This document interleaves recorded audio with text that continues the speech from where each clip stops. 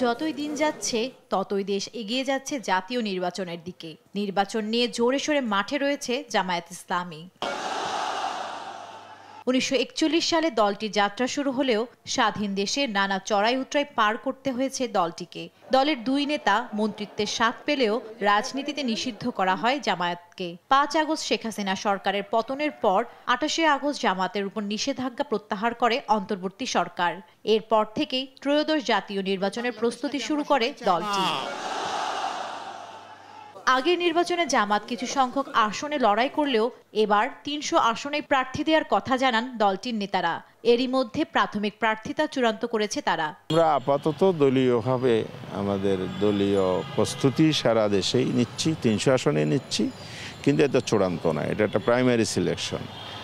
যখন নির্বাচন ঘনিয়ে আসবে, টাইমটা ম্যাচিউর পর্যায়ে আসবে, তখনই আমরা নির্বাচন প্রক্রিয়াটা দেখব, কোন কোন দল অংশগ্রহণ হচ্ছে দেখব, কোন দলের সাথে আমাদের ঐক্য হইতে পারে।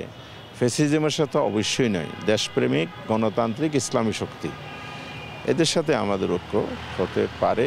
তবে আগামী নির্বাচনে ইসলামী ও অন্য ছোট দলগুলোকে সঙ্গে নিয়ে জোটবদ্ধ লড়াইয়েরও সম্ভাবনা রয়েছে জামায়াতের। এর প্রেক্ষিতে শরিকদের আসন ছেড়ে দেওয়া হবে বলে জানান নেতারা। বিভিন্ন ইসলামী দল আছে, অন্যান্য রাজনৈতিক দল আছে, তাদের সাথে আমরা একটা সমন্বয় করার জন্য আমরা চেষ্টা করছি, উদ্যোগ নিচ্ছি। সুতরাং সে সমস্ত জায়গাতে সিট অ্যাডজাস্টমেন্ট হবে অন্য দলের সাথে। এর বাইরেও দেশের অনেক প্রমিনেন্ট ভালো মানুষ আছে, আমরা তাদেরকে ওই নির্বাচনে অ্যাকোমোডেট করার জন্য চিন্তা ভাবনা করছি। ডিসেম্বরের মধ্যে নির্বাচন দাবি করে দ্রুত সংস্কারের প্রত্যাশাও জানায় জামায়াত। ডিসেম্বর তার আশেপাশে নির্বাচন হোক, এটাই আমরা চাই। বিএনপিও সংস্কার চাচ্ছে, কিন্তু তারা বেশি জোর দিচ্ছে নির্বাচনের উপরে, সংস্কারের উপরে তাদের চাপটা একটু কম। আর জামাতও সংস্কার চাচ্ছে, নির্বাচন চাচ্ছে। আমাদের জোরটা সংস্কারের উপরে একটু বেশি, কারণ কতিপয় বিষয়ে সংস্কার না করে যদি আগের মতো একটা নির্বাচন হয়, তাহলে তো আমরা আগে জায়গাতে ঢুকে পড়লাম। পতিত আওয়ামী সরকারের দমন পীড়নে দীর্ঘদিন কোণঠাসা জামায়াত নেতাকর্মীরা নির্বাচন ঘিরে এখন বেশ চাঙ্গা।